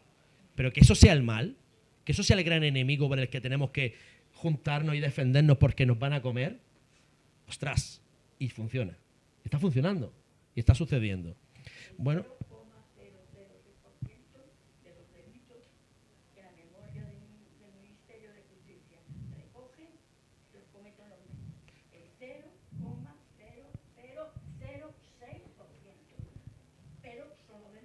claro, pero porque los datos... Esos son los datos que a ti te da el ministerio. Porque, claro, ¿quién lleva el ministerio? Le interesa dar esos datos, pero la verdad la sé yo que me la han pasado por WhatsApp. Quiero decir que... La memoria de los delitos es menos que una gota de agua. Ya, sí, no, sí, lo que hay aquí se ha construido, digamos, yo esto lo llevo a lo de la población gitana, ¿vale? A los gitanos en el siglo XVIII los documentos oficiales los llamaban raíz infecta. El pueblo gitano es un pueblo de raíz infecta. Todos los gitanos, todos cortados por el mismo rasero, todos son infecciosos, ¿sabes? Todo es pudre España. Esa operación de demonización, de generar una otredad donde metemos a todos los que pertenecen a un mismo colectivo, que eso es lo que hace el racismo, ¿vale? El racismo lo que hace es todos los que pertenecen, todos los gitanos son iguales, son malos, todos los negros son malos, si el racismo que hay en Japón, por los blancos somos todos lo que somos, ¿vale? No nos miren como individuos. Eso es súper peligroso. Y eso se ha hecho históricamente y ha tenido consecuencias nefastas. Consecuencias como la Gran Redada, consecuencias como el Holocausto nazi, consecuencias como las que estamos viendo y las que pueden venir. Entonces, para mí también, un libro como este, si sirve de alguna forma para darnos cuenta de que eso no es camino y de que hay un peligro ahí, pues bienvenido sea, ¿no? Eres profesor de enseñanza del instituto. Aquí hay algunas profesoras, profesores, maestros también jubilados. ¿Cómo desde la enseñanza pública? Porque en la entrevista que te he leído eres un defensor a ultranza del papel que juega la enseñanza pública como cohesionadora social. Desde vuestro espacio, ¿cómo se puede trabajar en un sentido... Pues para hablar de la historia o para hablar de la historia y de esto que estamos hablando, de esto que estamos hablando, sí. Bueno, primero soy profesor del instituto público y lo defiendo mucho porque yo vengo de ahí. Quiero decir, yo soy hijo de obreros, ¿vale? Mi madre ama de casa y mi padre es un señor que tenía que ir por ahí, era obrero del metal y tenía que ir en los años 60, 70, por ahí por todos lados, buscándose la vida. Tenemos 5 hijos, pues un señor trabajador. En mi casa no había libros, yo no vengo de la estirpe de los profesores catedráticos de no sé qué, tal y cual. Entonces yo si he leído tanto, si he llegado a hacer algo, es porque yo he tenido apoyo en la escuela pública. Porque había una escuela en mi barrio, porque había una escuela en mi pueblo, porque tenía profesores que me han llevado, que me han traído, porque he tenido becas, porque me he sacado una carrera. Joder, entonces ¿cómo no voy a estar agradecido? ¿Y cómo no voy a querer devolver eso? ¿Vale? Me parecería... Lo contrario me parecería aberrante, ¿no? Y luego, ¿qué hago yo en mis clases? Pues para empezar, contar la historia. Pues soy profesor de historia, entonces no hace falta sermonear, no hace falta venga, mete con calzador aquí, adoctrinar, ¿no? Como se dice ahora que los profesores, claro, si yo cuento esto de la Gran Redada, yo estoy adoctrinando, estoy ejerciendo el racismo inverso, que es lo que está pasando en Estados Unidos. En Estados Unidos ahora se está empezando a desmontar órdenes por parte del gobierno de que se desmonten exposiciones de museos, etcétera, donde se habla del racismo histórico en Estados Unidos, porque eso lo que hace es generar divisiones en la sociedad, eso es lo que dice el gobierno, y genera además un señalamiento contra la población blanca, ¿no? Porque como intentar restituir eso, intentar contar lo que ha pasado, es como que, hostia, ahora se le está dando... No, es que las cosas sucedieron así y la historia va de saber lo que sucedió. Entonces, si tú empiezas a omitir movidas, y esto de la Gran Redada, por ejemplo, pues no lo explicábamos en clase, pues hostia, ya estás contando mal ya estás, creo yo, no haciendo mal tu trabajo. Haciendo bien tu trabajo y contando lo que sucedió, pues se puede dar pie al debate y se puede dar pie a muchas cosas. Lo que hablaba aquí, es decir, si tú para entender un poco de dónde vienen los prejuicios que tú tienes, que todo el mundo tiene sobre la población gitana, una vez que conoces la historia, puedes seguir con esos prejuicios, pero quizá a lo mejor te cuesta más sostener esos prejuicios, ¿vale? Porque tiene una serie de información que dice, hostia, espérate, que a lo mejor no es porque son así, porque esta gente no tiene remedio, sino a lo mejor espérate que esto tiene una explicación y a lo mejor fulano que es gitano no tiene por qué compartir ese mal que yo le achaco a todos los gitanos, ¿sabes? Ese tipo de cosas. Cierto es que, pues bueno, pues que cuesta determinado... No es exactamente mi caso, porque yo tengo mucha suerte, pero yo en unos grupos, en fin, tiene muy algo de contar. Pero ahora también la escuela y los profesores, para este movimiento que estamos hablando, son el enemigo. Son el enemigo. Y vuelvo a hablar de Estados Unidos, ¿vale? En Estados Unidos ha habido gente del gobierno que ha señalado precisamente a la universidad y a los profesores como el enemigo a batir. Porque somos los que estamos llenándole de valores equivocados la cabeza a esa gente. Estamos adoctrinando. Entonces hay que despolitizar la enseñanza. Despolitizar la enseñanza significa vaciar de esos valores donde los derechos humanos son importantes, por ejemplo, pero insertar otros que son los suyos. Y estamos ahora mismo en ese combate. Y muchos chavales sobre todo, chicos, pues vienen a clase con cierta idea muy macerada, ¿verdad?, de las redes sociales, de eso que se llama la machofera o la manofera. Sí, mucho de ese rollo y tal. Entonces vienen como, bueno, se ha generado un espacio que los acompaña, que los ayuda. ¿Entender?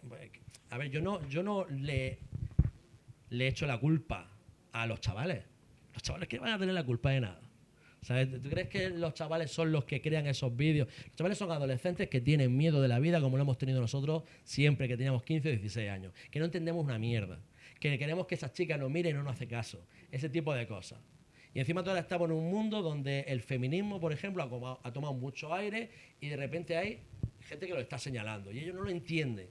Y hay unos señores que dicen, vete conmigo que yo te protejo, que tú veas, que yo te llevo, que tú no tienes culpa de nada, que tú estás bien, que son ellas, que son esto, que es lo otro, vente y tal. Y yo le ayuda en la incertidumbre de la adolescencia, le ayuda a sobrellevarla. Entonces eso es un combate muy desigual. ¿Vale? Y en las aulas, además, nosotros somos los representantes del sistema, por lo cual es súper complicado. ¿Qué podemos hacer ahí? Pues insistir, intentar, ya digo, no sermonear, pensar que el que tenemos enfrente, pues igual que ustedes, son personas inteligentes y sensibles, con los cuales intentar no decir, no, es que tú no tienes ni idea, porque tú, ¿qué sabrás tú? ¿No? Sino, bueno, pues, a ver, y sobre todo, lo que es la materia de historia, en mi caso, contar las cosas como fueron, con la medida de mis posibilidades, ¿vale? Y establecer ahí una serie de reflexiones que ellos puedan hacer también. No sé si tenemos la de ganar, la de perdernos. Pues Raúl, si no te parece mal, vamos a abrir un breve turno de intervención por parte del público. Si queréis comentar sobre Martinete o... Lo que sea.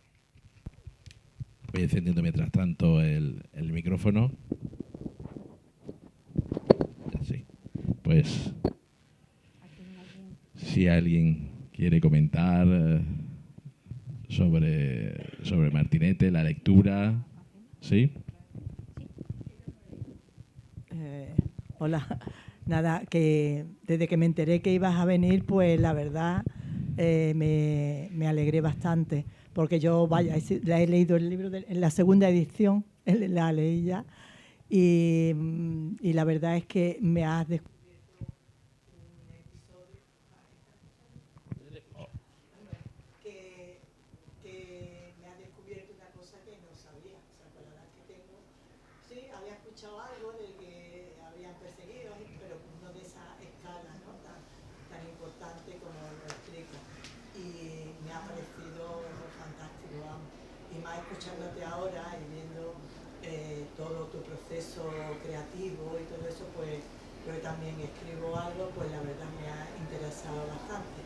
Y bueno, ahora tengo también otro libro más y lo estoy pasando ahora para el Club de Lectura de Nerja, que tenemos un club de lectura de la biblioteca y la verdad se lo estoy recomendando a todo el mundo y a todo el mundo que veo, porque creo que es muy interesante que la gente conozca eso.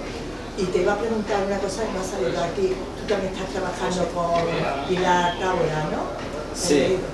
No sé un poco si puedes contar un poco la experiencia. Bueno, Pilar Tábora, que lo ha estrenado hace poco, ¿no? Me parece un documental, una película, ¿no? Que es sobre el tema de la gran redada. Entonces yo he colaborado un poco como en la peli, me han entrevistado, decir, no he sido, digamos, asesor de la película, ni participado en el guión ni nada. Sé que mi libro lo han manejado y tal, pero yo estuve ahí un día en Sevilla, que me estuvieron grabando, estuvimos ahí, venga a hablar y tal, y muy bien, tengo muchas ganas de ver el documental a ver cómo ha quedado.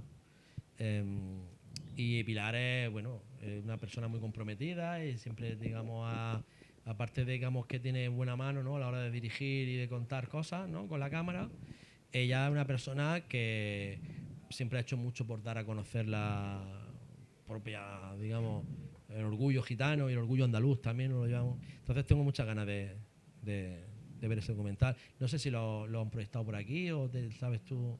Yo sé que lo estrenaron hace poco en el Festival de Málaga, puede ser. En Sevilla a mí me mandaron la invitación para ir al estreno, ahí en el Teatro Cervantes de Sevilla, en el cine. Pero no pude ir por cuestiones de trabajo y tal, ¿no? Sé que el año que viene ya seguramente lo echen por Canal Sur. Sí, pero yo no lo he visto todavía. Espero que me hayan sacado guapo. ¿Alguien más quiere...? Primero dar la enhorabuena por el libro, por la forma y el fondo.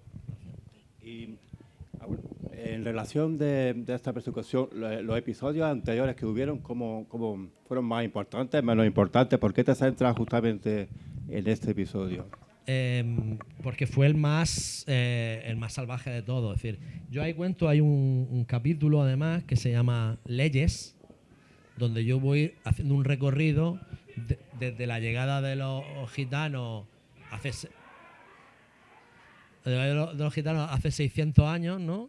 Y cómo en 1425 hay constancia por primera vez de su llegada en Zaragoza, y entonces en 1499, ya en época de los Reyes Católicos, está la primera ley que lo que busca es expulsarlos, borrarlos. Claro, persecución. Sí, buenísimo, me encanta. Y entonces hay desde 1499 hasta el 1749, que es la Gran Redada, que es donde yo ahí me centro más, etcétera, etcétera, hay cerca de 250 leyes, disposiciones legales de mayor o menor entidad, que van todas en la misma dirección, que es borrar la identidad gitana, que tienen 3 líneas de fuerza, ¿vale? Y luego también está el tema de la galera, donde los gitanos los llevan a galera por ser gitanos, no hay otra, ¿sabes? Como es gitano, pues a la galera, ¿no? Las 3 cosas que persiguen todas estas leyes son que dejen de hablar su idioma. Por cierto, lo han conseguido. Segunda cosa, que dejen de vestir su ropaje. Por cierto, lo han conseguido también. Y tercera cosa, que dejen su forma de vida nómada, que también lo han conseguido. Es decir, que toda esa insistencia institucional, todo ese sufrimiento, esa persecución, ese dale que te pegó, con la Gran Redada es como el punto ya máximo, ¿no? Donde dicen, aquí vamos a quitarnos del medio, los cogemos, los detenemos a todos y nos los quitamos del medio. Además lo utilizamos como trabajo esclavo hasta que se mueran en esa agonía, los exprimimos y tal. Bueno, pues el caso es que les ha funcionado. Es decir, los gitanos pues son gitanos, ¿vale? Tienen su rollo de gitanos, pero no son esos gitanos que había en España en el siglo XVIII.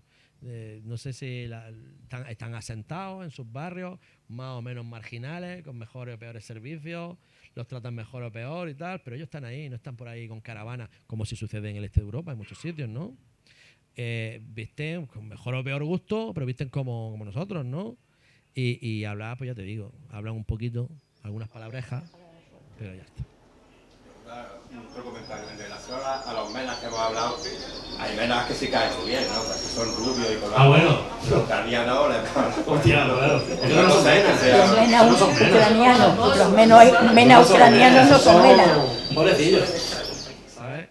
¿Sabes cuánto? No sé si tenía la cifra por ahí, pero eran 300.000.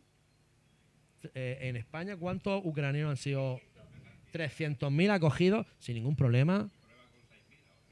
Claro, y ahora hay unos poquitos niños o adolescentes ahí en Canarias y madre mía que se está liando. Y eso no quiere decir que no esté bien acoger a los ucranianos. Claro que sí, de puta madre. Pero el caso es que se les ha acogido, todo el mundo lo ha visto bien, no ha generado ningún tipo de nada y hemos ido para adelante, nos han venido abajo los servicios públicos. ¿No? Claro. Es decir, hombre blanco, cristiano. Entonces, que se siente además amenazado por la presencia del MENA, no del ucraniano. Porque el MENA va a crecer, se va a reproducir y va a infectar nuestra sangre. Vamos a llegar con ellos como pasa en Estados Unidos, o pasa con las leyes raciales, o en Sudáfrica. Es que no, porque estos se van a reproducir, pero también con nosotros. Y entonces nuestra pureza, ¿dónde queda nuestra pureza de sangre? Y nuestros valores, ¿dónde quedan? Y nuestra idiosincrasia, ¿a dónde se va? Eso es el gran reemplazo, es el miedo, eso es lo que se llama el gran reemplazo. Claro, Es decir, sentirse amenazado, ya ves tú, en España puede haber, bueno, trabajando hay 2 millones de marroquíes. Eso es una realidad. Hay 2 millones que están insertados en el mundo del trabajo. Pero curiosamente no los consideran una amenaza. Y habría que preguntarse por qué no los consideran una amenaza. Y De momento. ¿Qué? De momento. De momento, pero bueno, ya son muchos años, ya vamos por la segunda generación de hijos de marroquíes que llegaron en los 80, y ya vamos por, ya hay una segunda generación. Vicky los tuvo en su colegio. A la primera generación. Pilar, si no te parece mal, también había aquí una intervención. Antonio, ¿tú querías comentar algo? Era solo una pregunta, porque antes, hablando del proceso creativo, antes han mencionado, y me ha llamado un poco la atención, que ha hablado de la invención. Digo, entonces, ¿qué te has inventado? ¿No? O sea, ¿qué papel juega la invención en una novela histórica? Que no sé si tú lo consideras una novela histórica. Es que Esto no es una novela histórica. ¿Sabes? Es que lo primero es eso, no es porque, además, porque la novela histórica en sí mismo, ella es un cliché. Es un cliché hasta desde las propias portadas, ¿no? Desde uno ve, hostia, novela histórica, ¿no? Tiene su propia estética y tal. Y cogen como personajes, ambientaciones, épocas, ¿no? Y tal, muy bien documentadas, muy bien descritas. Y entonces hacen ahí como una trama, que es lo que dicen que no tiene mi libro, ¿no? Una trama que te va llevando con la reina Ana Bolena y no sé qué y tal. Y hay mucha invención, hay una ficción ahí, ¿no? Yo no quería hacer ficción aquí. Entonces, de alguna manera, no es una novela histórica, sería una crónica histórica donde yo intento que la mayor... Bueno, hay algunas cosas que se me van, ¿no? Y me doy un poco el gusto de inventármelas, ¿no? Ciertas alucinaciones de los reyes, ciertos pequeños detalles, pero yo, sobre todo, en la parte de los gitanos, tenía muy claro que quería que todo lo que contara, o la mayor parte de las cosas, fuera verdad. ¿Verdad? Que estuviera basado en documentación histórica. Que yo había trabajado con los historiadores, que yo había sacado de acá, de allá, de archivos, de no sé dónde, y no inventarme nada, porque era importante que la gente conociera los hechos, no que se montara una película con los hechos, ¿no? Que quizás podría ser más atractiva desde el punto de vista literario, dramático, ¿no? Pero inventar poca cosa. Incluso el primer capítulo, no sé si la has leído el libro, en el primer capítulo se describe... Bueno, si queréis, mira, vamos a hacer una cosa. Sí. Voy a leerlo. Perfecto. ¿Vale? Y así también, porque hemos hablado mucho del libro y de los tonos y de no sé qué, y de la poesía, pues para que veáis un poco de qué va el rollo. Claro. Lo que quiero decir es que en este capítulo está lo que describo es real, salvo la parte que se nota que no es real. ¿Vale? Claro.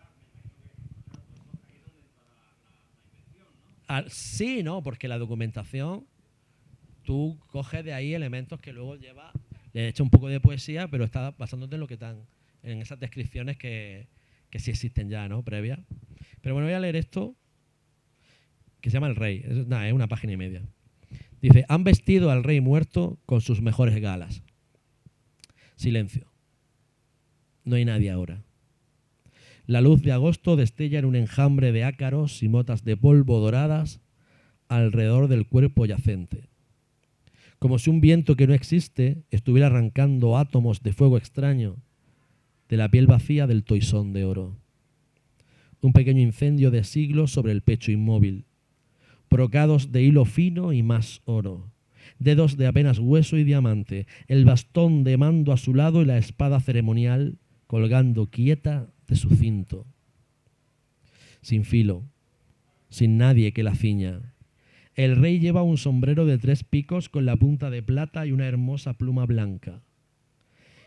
Y la peluca también del color de la nieve virgen, peinada y perfecta, sobre el riguroso rostro de la muerte. La mueca mal disimulada, la agonía y el terror, inútilmente maquillados, en la palidez de una calavera que la piel torturada transparenta. Tiene los ojos abiertos al vacío interminable, la mirada sin principio ni fin de los muertos. Y entonces, una mosca se le posa justo en el centro y avanza lenta por el globo ocular, frotándose las patas mientras ve su reflejo poliédrico en la negra pupila, como quien se asoma a un pozo y escucha una voz. Oscura libación de la nada, el rey y la mosca. Y es ahí justo cuando sucede. La alta cama con dosel heráldico y blasón imperial levita en medio de la luz de la habitación vacía, atestada ahora de tinieblas y jirones de carne translúcida, de otros ojos y otras bocas que murmuran y miran al centro de carne muerta disfrazada sobre la cama. Son cientos, miles de absurdos fantasmas cortejando la ruina dorada en la que se ha convertido Fernando de Borbón y Saboya, rey católico de las Españas y emperador de las Indias. Lo envuelven las miradas y las palabras de nadie para nadie. Pronto se lo llevarán las monjas para amortajarlo, pero ahora está solo y muerto, con la comitiva espectral de alacranes de niebla y rostro humano, con la fúnebre compañía de lo invisible que comienza a golpear el suelo con sus tacones de humo, marcando el ritmo de una fragua remota, mientras una voz de hueso entona el martinete del rey sombra, y la noche es inmensa en los reinos de España, y la noche es inmensa, infinita, y lo que canta tampoco acaba.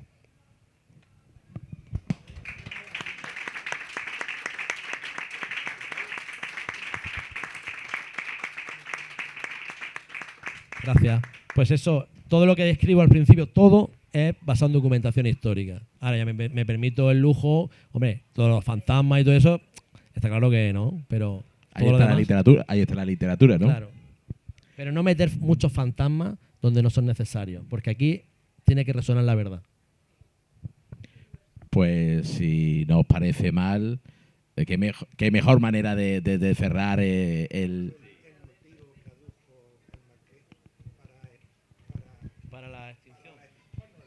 Sí. Hombre, el motivo era doble. Primero, el Marqués... pero no es una cuestión del Marqués de la Ensenada. Es una cuestión que se llevaba arrastrando e intentando... Pero ya dice, desde el momento en que la misma llegada con los reyes católicos... Sí, bueno, pasó una generación y pico, sí. Desde es que no hay nada positivo en la historia de España, todo es negativo. ¿Quién te dice eso? No lo sé, es que veo que... esto, lo no, pero... la historia de España, la historia del mundo, la historia de cualquier lugar de la Tierra tiene luces y tiene sombras. Pero si las sombras se ocultan, estamos engañándonos, autoengañándonos. Yo soy profesor de historia y este tema, este intento de genocidio, que puede parecernos escandaloso, a mí lo que me parece escandaloso no es que se nombre, sino que se oculte. Y entonces lo que ha pasado históricamente hasta hace nada, mira, la primera monografía de un historiador que hay sobre el tema de la Gran Redada es de 1994. Hasta ese momento, ni un historiador, nadie había escrito realmente, había investigado sobre eso. ¿Por qué? Sobre la Gran Redada, ya te digo que es Antonio Gómez Alfaro el primero que hace, e incluso el que saca el nombre de la Gran Redada. El primer... bueno...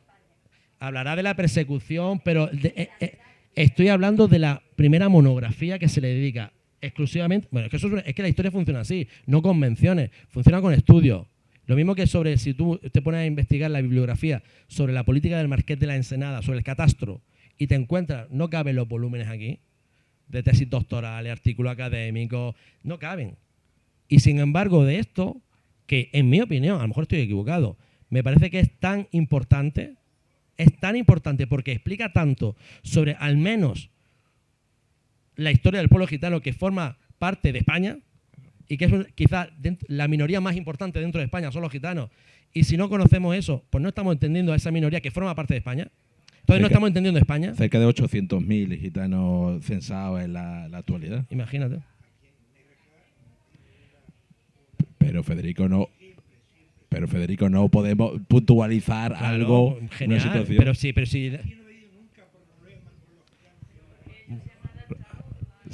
Pues muy bien, Sí. ¿vale? Pero sí, si la cuestión es que la historia de España es horrible, pues tan horrible, pues como la historia de Inglaterra, como la historia de Estados Unidos. Lo que pasa es que yo soy español. Yo vivo aquí, entonces yo ponerme a hablar de las vergüenzas del vecino, pues hablo de las mías, porque son mis vergüenzas. Hágalo usted. Claro, Federico. Es decir, ¿Sabes? Es decir, yo bastante ya he tenido con esto. ¿Sabes? Es decir, que cada uno haga lo que sea. Pero aquí, de hecho, en el libro, de hecho, yo hago mención a otra. Es que a los gitanos no se la persigue solamente en España. ¿Sabes? Eso es así. Se la persigue en todas partes. Y lo digo en el libro. Y pongo ejemplos también. Desde cosas muy escabrosas como lo de Alemania durante la Segunda Guerra Mundial, o hablo de que hasta mediados del siglo XIX en Valaquia se podían comprar y vender gitanos. Eso lo cuento y lo digo, ¿vale? Y hablo también ligeramente de cómo también los expulsaban de Portugal, etcétera. Pero lo que pasa es que yo soy español, es que yo explico historia de España. Entonces decir, no, es que mi país, pues yo no quiero que mi país se hable mal. Pues yo quiero conocer mi país. Y para conocer mi país tengo que conocer, llamémoslo así, la gloria y la miseria.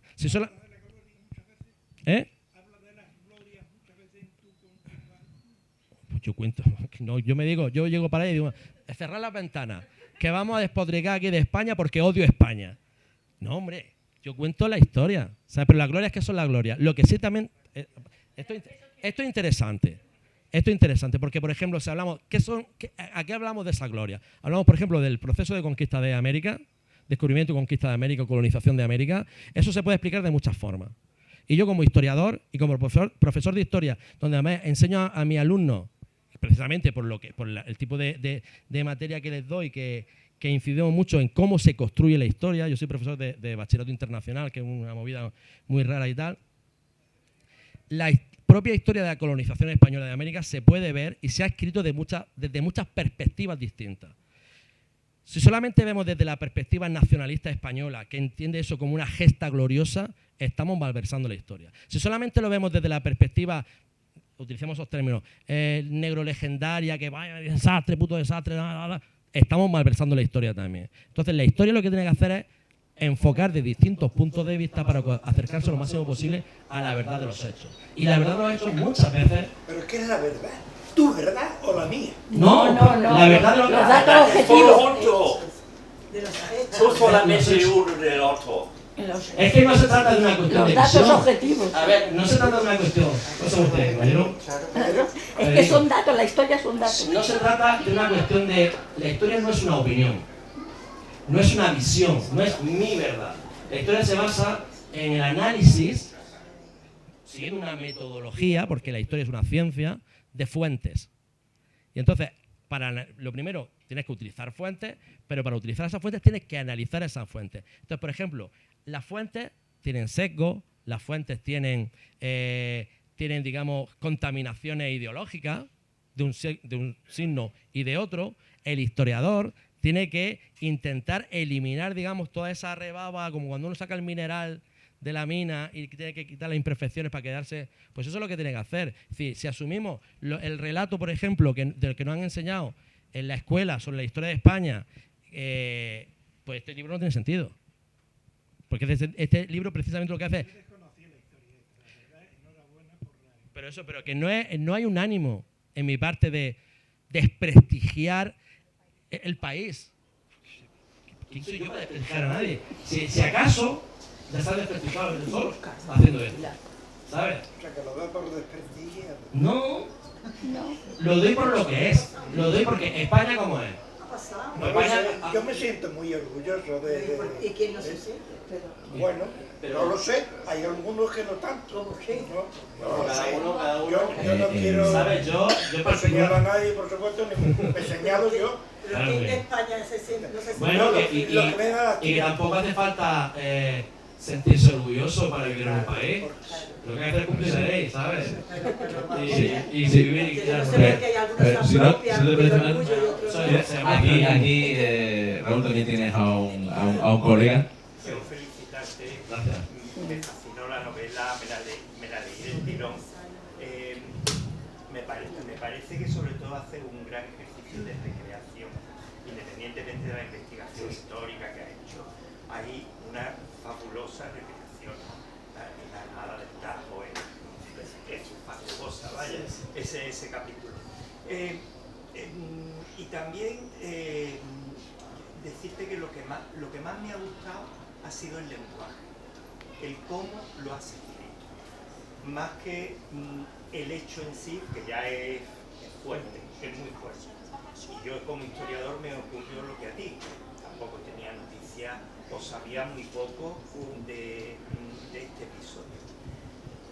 Antes he hablado del tema de por qué, ha preguntado por qué Ensenada. Yo creo que Ensenada culmina un proceso, no solo con los gitanos, que ya había habido en la Córdoba andalusí contra los mozárabes, posteriormente contra los musulmanes, contra los judíos. Es decir, hay una culminación de eliminar al otro. Y el pueblo gitano tiene algo. Ensenada, con su historia ilustrada, quiere sobre todo controlar, y el que es nómada no es controlable. Y una vez que han desaparecido los moriscos, que se les ha expulsado, que está todo ya, ¿quiénes quedan aquí por controlar? ¿Y qué es el catástrofe?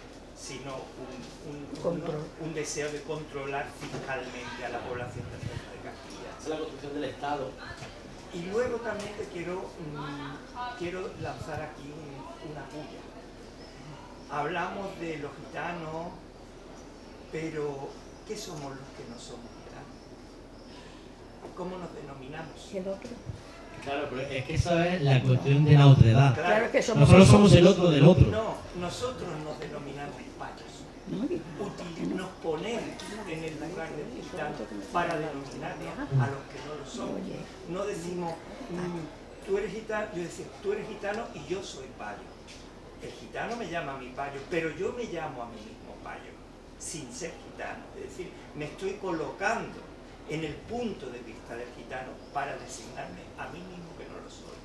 Es una contradicción. Sí, pero realmente nosotros pienso, ¿no? Sí. Nos llamamos payos siempre que pensamos en los gitanos. Claro. En relación a ellos, pero no nos autodefinimos como payos. No. Nosotros somos españoles. No, pero si ¿sabes? estamos con un gitano, si estamos con un gitano, yo soy payo. Sí. Sí. Me coloco Sí. en su punto de vista. Es como curioso, eso es una cosa que a mí siempre me ha Claro, llamado porque mucho la esa construcción de la otredad existe y la Claro. llevamos en nuestro ADN cultural, ¿no? De alguna forma.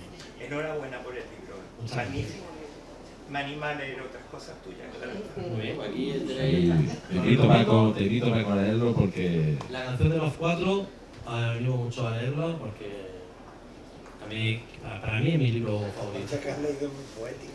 Claro, Pues- es que eso te gusta la Pues poesía. sí, además con el martinete en el yunque, o no sé qué, ha dicho yunque o ha dicho, Sí, claro, porque hablaba pero ha utilizado el nene para dar el Es martillo.